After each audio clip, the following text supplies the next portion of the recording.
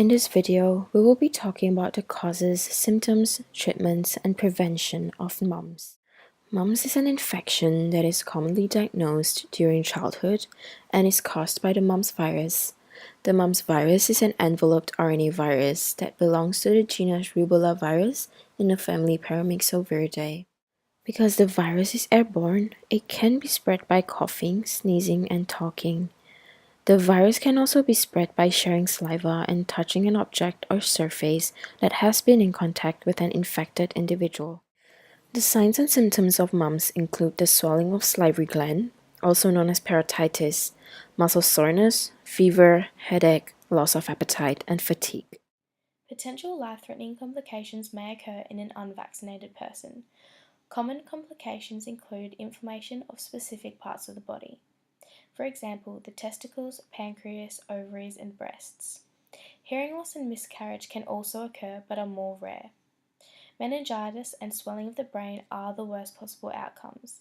Meningitis occurs if the virus spreads through the bloodstream, infecting the central nervous system.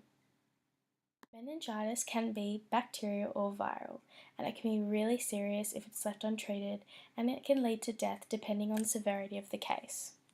Swelling of the brain or encephalitis could lead to neurological damage and can leave the patient permanently impaired. These complications are quite rare, with meningitis seen in 1 to 10% of cases and death seen in 1 to 5% of mumps cases.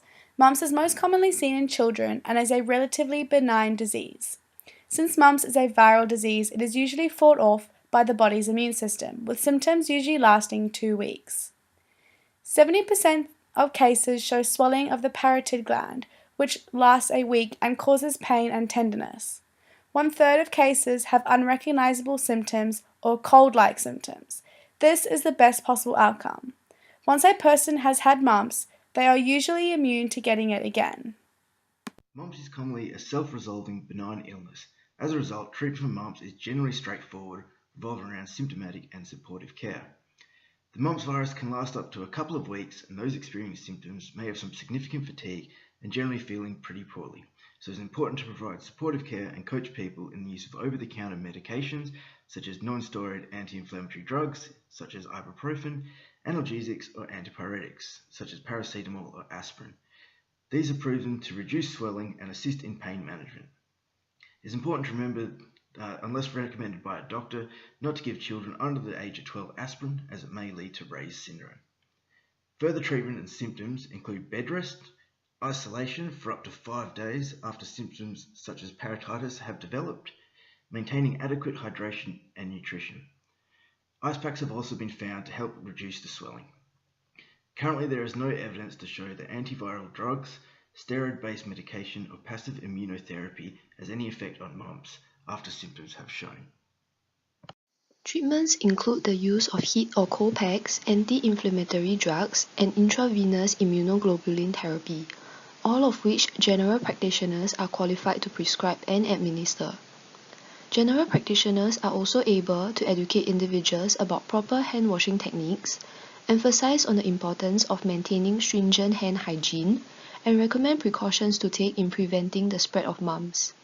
General practitioners, the first point of contact an individual typically has with any healthcare providers, possess adequate knowledge and materials to competently diagnose and advise on treatment strategies for mumps.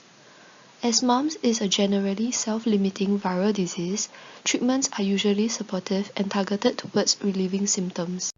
Evidence has shown that with mumps, prevention is better than treatment, and prevention of mumps comes in a very effective live attenuated virus vaccine incorporated into the mumps, measles, rubella vaccination.